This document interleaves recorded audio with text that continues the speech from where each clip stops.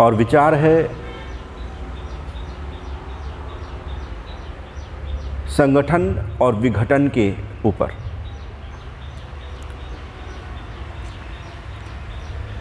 कोई निर्माण होना हो उसको हम कहेंगे संगठन, इकट्ठा होना,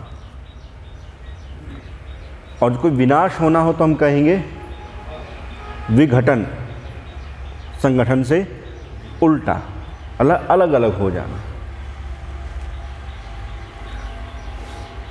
पिछले कुछ समय से, कुछ समय का मतलब कुछ शताब्दियों से, कुछ कालखंड से हमने एक चीज़ देखी है, और वो ये देखी कि व्यक्ति, परिवार, समाज और राष्ट्र या मानवता वो कहीं ऊपर उठने की अपेक्षा छिन्न भिन्न होती रही।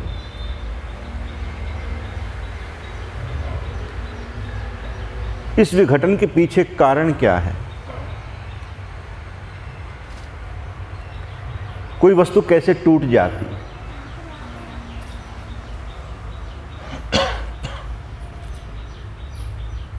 महर्षि कणाद मुनि ने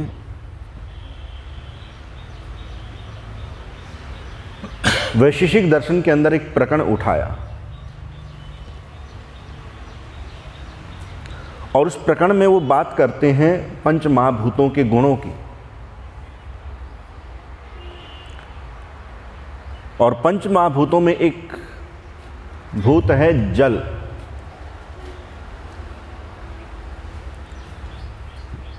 जल के एक विशेष गुण की वो चर्चा करते हैं, उसी गुण के ऊपर आज हम बात करेंगे कि जलों में एक गुण मिलता है। क्या है? अपसु शीतता। सूत्र बनाया ऋषि ने, अपसु शीतता, कि जलों में शीतलता गुण होती। और एक और गुण होता है, वो है स्निग्धता, जोड़ने का। जल जो है वो जोड़ देते हैं।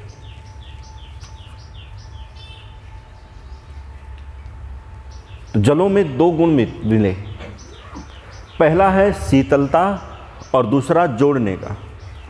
मिट्टी है, पानी मिलाते हैं, क्या हो जाती है?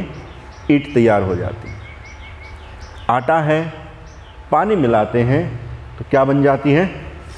लोई, रोटी बनाने के लिए। वो जोड़ देता है।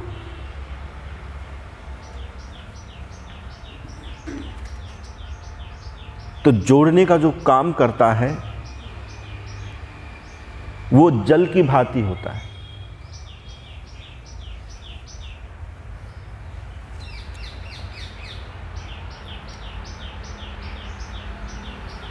एक व्यक्ति विद्या की उपासना के लिए गुरु के पास जाता है,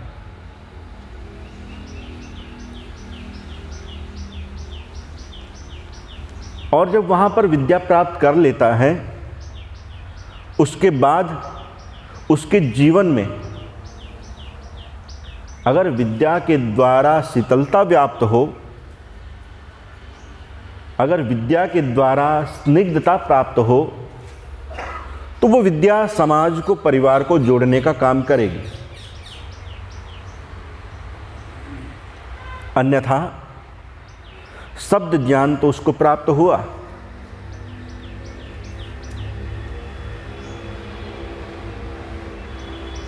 विद्वानों की तीन गतियां होती। अभी तक हम विद्वानों से सुनते आए थे कि संसार की क्या गति होती है। आज में विद्वान की तीन गतियां होती हैं। गुरुकुल में गुरु से विद्या अध्ययन करने के बाद में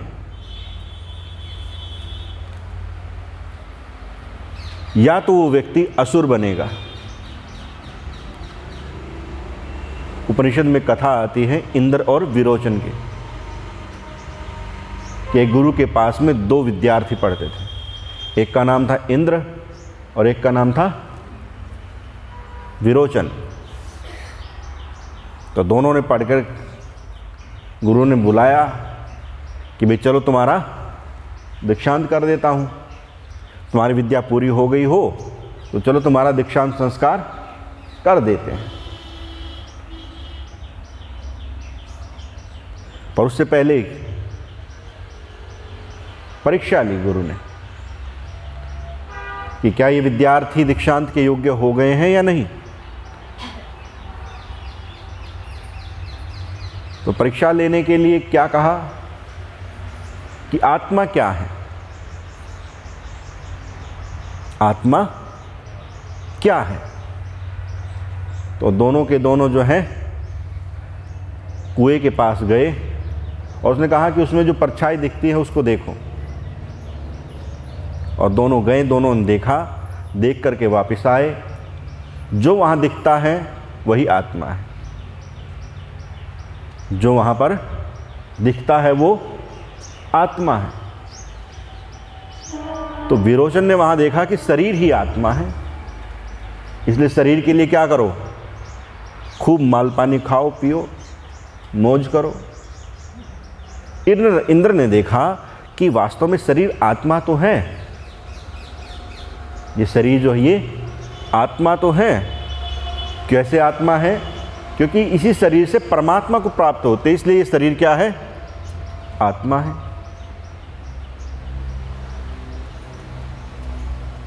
जैसे किसी बालक को, ये बच्ची है,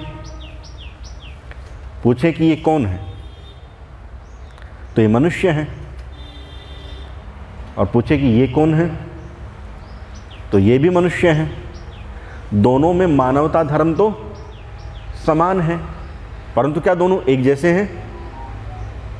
नहीं। जब मनुष्यता का गुण बताया जा रहा है उस समय कहा जा रहा है कि मनन करने का सामर्थ्य इसमें भी है और मनन करने का सामर्थ्य इसमें भी है, इसलिए शरीर भी आत्मा है।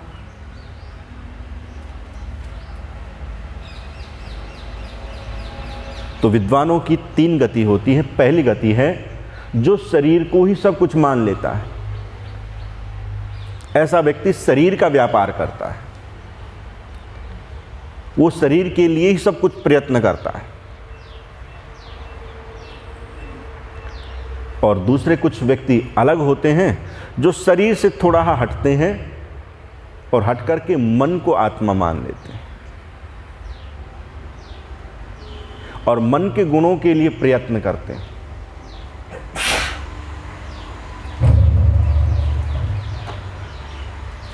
यदि कोई विद्वान व्यक्ति केवल विद्या अध्ययन करके शरीर को प्राथमिकता देता है, शरीर की ही उन्नति में लगा रहता है, तो ऐसा व्यक्ति संसार में एक ही चीज को जन्म देगा और वह है पाखंड। इसलिए विद्या को जानने वाले जो पुरोहित वर्ग हैं या जो पंडित वर्ग हैं या जो कर्मकांडी लोग हैं, वो किससे जीविका प्राप्त करते हैं, वो किसके द्वारा अपने जीवन को चलाते हैं?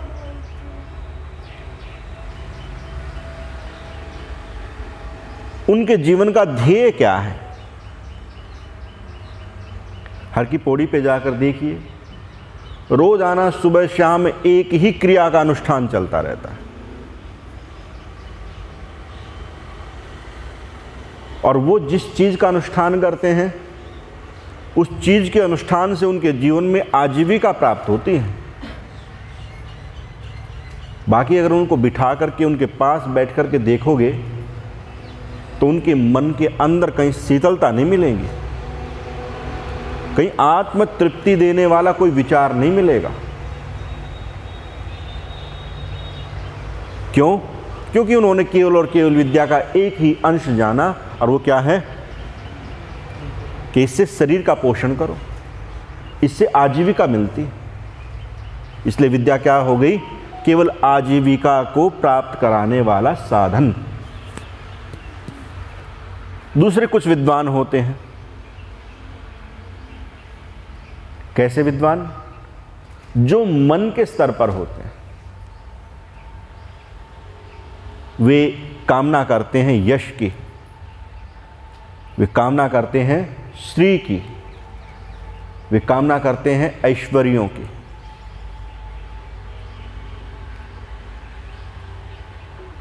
बाहर से दिखाई देंगे त्यागी है, तपस्वी है, इसको संसार के किसी पदार्थ में प्रीति नहीं है, परंतु जब वो व्यक्ति अपने हृदय के भावों को प्रकट करता है तो उस हृदय के भावों में क्या निहित है। इसलिए दूसरी प्रकार की विद्या को प्राप्त करने वाले विद्वान वो होते जो संसार में यश की कामना के लिए प्रयत्न करते हैं, जो चाहते हैं कि मेरी परंपराएं हो, मेरे अनुगामी, मेरे पीछे चलने वाले व्यक्तियों की संख्या बढ़े।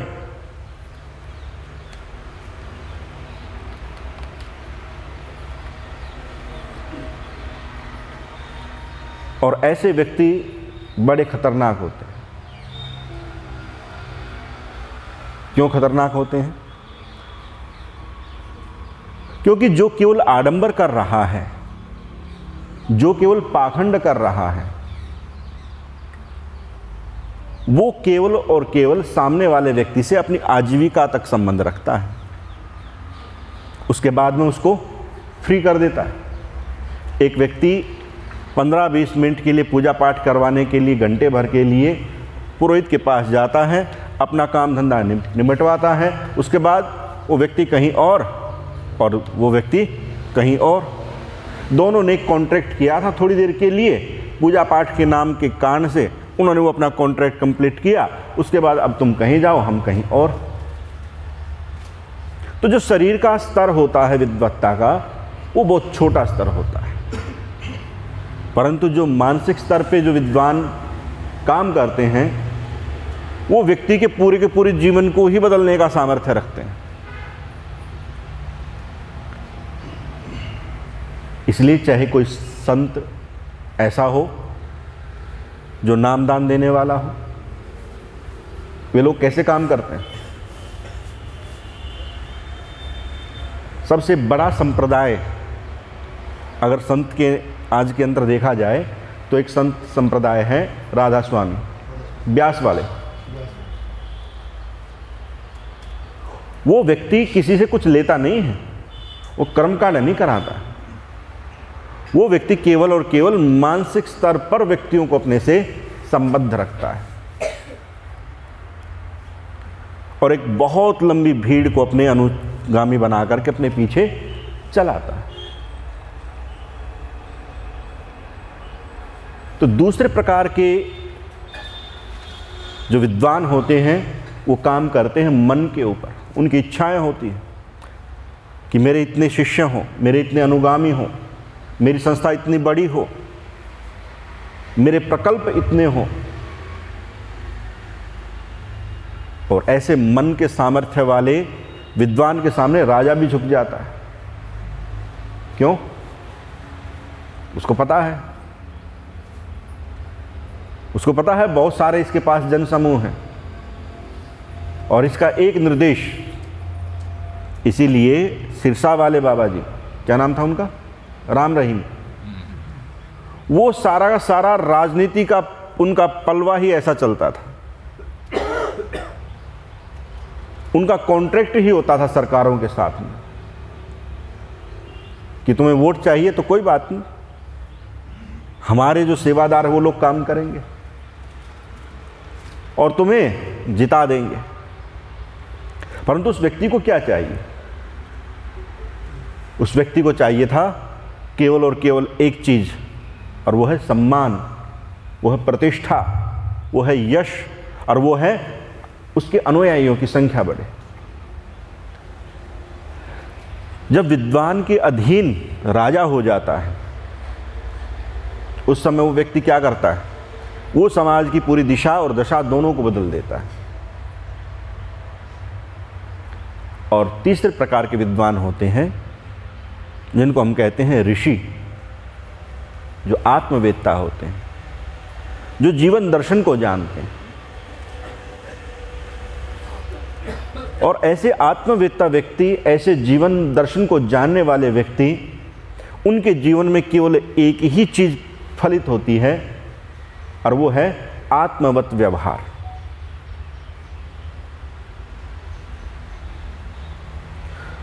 वो आपके सामने केवल एक ही बात की प्रस्तुतिकरण करेंगे, वो आपको कहीं जाने के लिए नहीं कहेंगे।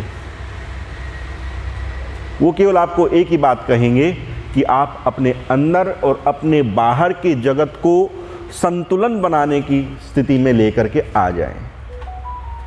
आप अंदर क्या हैं और आपके बाहर क्या हैं, वो जब एक सम हो जाएगा, उस समय आप एक बोध को प्राप्त होंगे जिसको कहते हैं स्थित प्रज्ञा। जब व्यक्ति की बुद्धि स्थिर हो जाती है, जब व्यक्ति का विवेक, व्यक्ति का ज्ञान स्थिर हो जाता है, ऐसे विद्वान, ऐसे विद्या के उपासक व्यक्ति के पास जाने के बाद हम भी स्थिर हो जाते हैं। पाखंड करने वाले के पास जाएंगे तो पाखंड करने वाला पाखंड ही सिखाएगा, चाहे वो भौतिक हो चाहे वो अभौतिक हो। किंतु विद्या का जो दर्शन है, जो ऋषियों का जो दर्शन है, वो एक ही बात बताते हैं। वो कहते हैं कि जीवन परमात्मा ने सबको समान दिया है। एक बगिया में, एक बगीचे के अंदर तरह तरह के फूल खिलते हैं, परंतु परमात्मा की व्यवस्था, सब फूलों के लिए एक तरह की हवा बहाता है, एक तरह से धूप निकालता है। सारी पंच महाभूत, पूरी प्रकृति उन फूलों के लिए बिल्कुल समान काम करती है, समान व्यवस्था में काम करती है।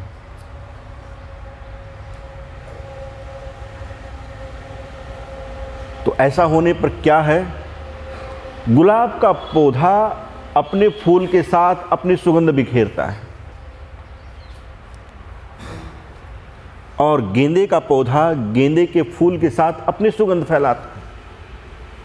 उन दोनों में कोई प्रतिस्पर्धा नहीं होती, उन दोनों में कोई कंपटीशन नहीं होता कि मैं ज़्यादा सुंदर लगूं या मैं ज़्यादा सुंदर दिखूं। बस उनका अपना निज धर्म है कि उसके प्राण, उसकी आत्मा प्रकृति के साथ जिस भाव से कनेक्ट होती है, जिस भाव से जुड़ती है, वो वैसी ही ऊर्जा को धारण करते हैं और वैसी ही ऊर्जा के द्वारा अपने जीवन को प्रकट करते हैं।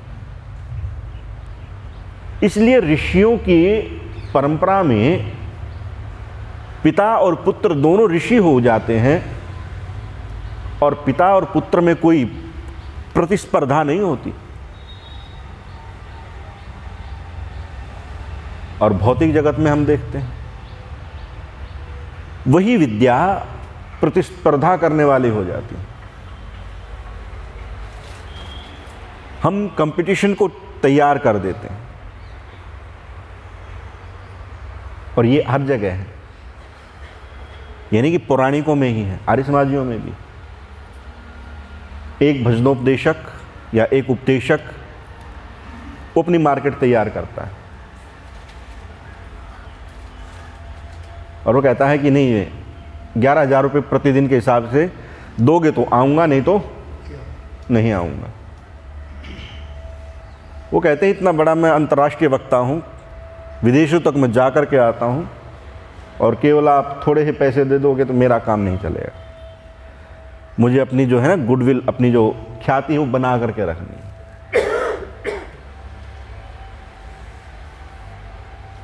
किसी पंडित के पास चले जाइए, किसी महामंडलेश्वर के पास चले जाइए, वो कहता है कि इतनी दक्षिणा दोगे तो आपके कार्यक्रम में शामिल होंगे, नहीं तो नहीं होंगे।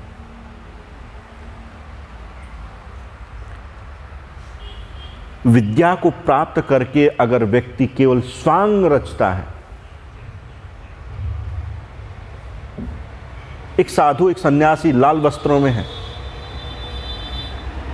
वस्त्र बदल लिए, परंतु जीवन के गुण धर्म तो वही हैं।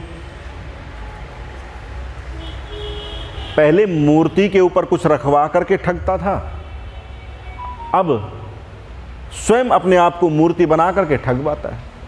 भाई इतना चढ़ा के जाओगे तो गुरुजी आप प्रसन्न होंगे, और गुरुजी प्रसन्न होंगे तो आपको दर्शन देंगे।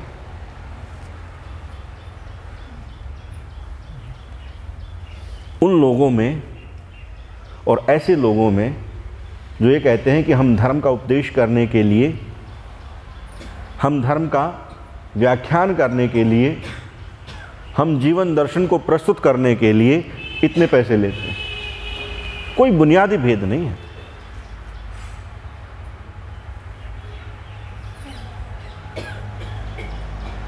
समाज का पतन होता है जब विद्या का प्रकाश, जब विद्या का स्वरूप अपने अस्तित्व से वंचित हो जाता है।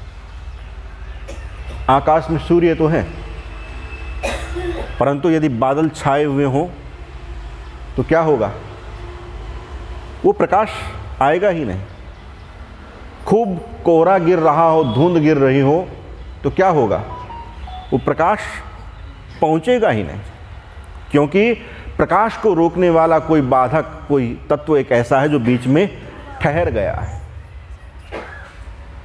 इसलिए विद्या के प्रकाश को रोकने के पीछे दो ही कारण हैं।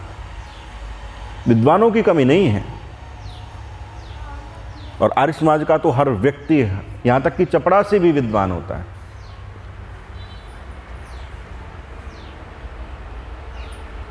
विद्वानों की कमी नहीं है। कमी है तो एक चीज की, और वो क्या है? जो विद्या है ना, वो केवल और केवल एक जगह सिमट गई है। या तो व्यक्ति को अर्थ प्राप्त करना है उससे, या उससे वो व्यक्ति यश प्राप्त करना चाहता है, या अर्थ और यश दोनों की कामना है, धर्म की कामना नहीं।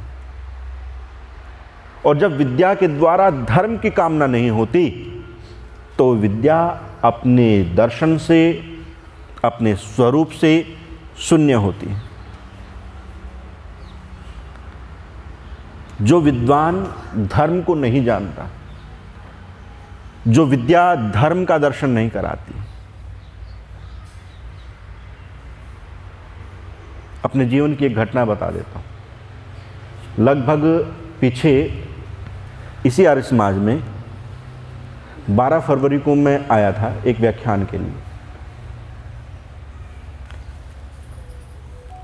और उस व्याख्यान को देने के बाद में मैं यहाँ से घर पहुँचा ही नहीं था, केवल रास्ते में ही था।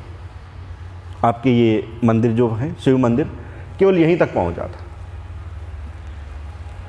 और उस व्याख्यान से मैंने अपने जीवन को परिवर्तित कर लिया। अपने ही व्याख्यान से अपने ही जीवन को मैंने परिवर्तित कर लिया। आपको अगर याद हो तो एक छोटी सी बात बता देता हूँ। पिछली बार मैंने एक कहा था कि जो व्यक्ति अग्निहोत्र करता है उस व्यक्ति के जीवन में एक दिव्यता प्राप्त होती है, और वो दिव्यता इतनी बढ़ जाती है जब, तो व्यक्ति जो है वो व्यक्ति स्वपाकी हो जाता है। स्वपाकी का तात्पर्य क्या है वो तो फिर कभी बताऊंगा, परंतु जैसे ही मैंने उस विचार को आपके सामने रखा, यहाँ से जाते वो विचार मेरे अपने हृदय में चला गया, और मैंने उसी दिन से ही संकल्प ले लिया था कि जब मैं नित्य अग्निहोत्री हूँ तो मैं स्वपाकी भी हो सकता हूँ। और मैं और मेरी पत्नी, हम दोनों ने उस दिन से उस व्रत का अनुष्ठान करना शुरू कर दिया।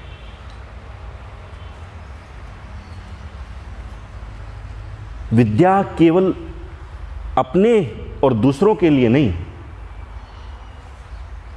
विद्या दीपक की भांति होती है। अगर वो जलता है और दहलीज के ऊपर रखा है तो घर के अंदर भी प्रकाश करेगा और घर के बाहर भी प्रकाश करेगा। अगर विद्या बुझी हुई है तो उसको चाहे आसमान की कितनी ऊंची अट्टालिकाओं के ऊपर रख दीजिएगा, उसके द्वारा एक किरण भी पैदा नहीं हो सकती।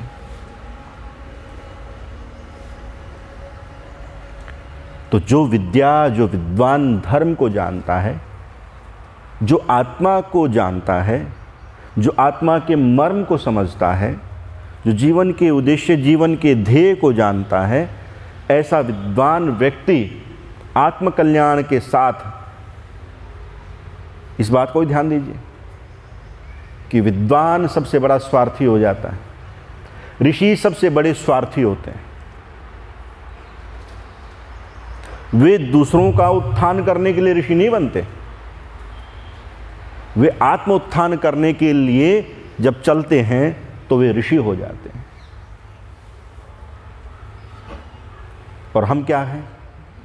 हमें कोई भी चीज़ जानकारी प्राप्त होती है, हम सोचते हैं इसको 10 लोगों तक पहुंचा दो। एक छोटी सी भी जानकारी मिली और उस जानकारी से हमारे जीवन में क्या परिवर्तन आता है, हमारे मन में एक ही बात घूमती है कि जितने लोगों तक मैं ये बात पहुंचा सकता हूं उतने लोगों तक पहुंचा दूं।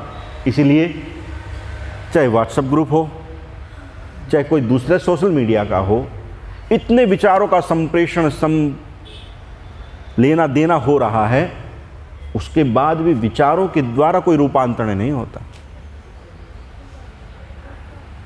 क्यों? क्योंकि हमने उस विचार को दूसरों तक पहुंचाने का माध्यम बनाया या दूसरों तक पहुंचने का माध्यम बनाया। विचार कभी हमारे हृदय के अंदर पहुंचा ही नहीं। विचार पहुंचा है तो यहां तक, केवल हमने चिंतन और मनन करने के लिए उसको यहां तक लेकर के आए। और जब विद्या केवल यहीं तक होती है तो वो केवल 2 ही काम करती है,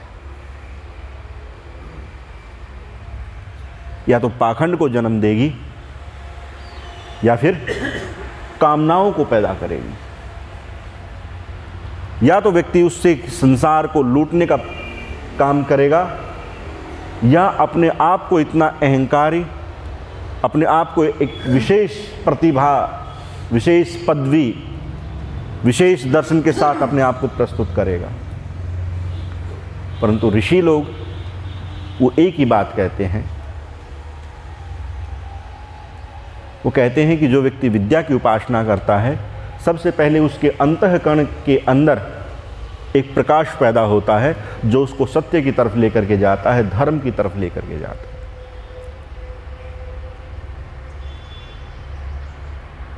किसी व्यक्ति के विचारों को जानना है तो उसके पास रह करके उसके जीवन को देखिए। उसका सारा जीवन उसकी पूंजी होती है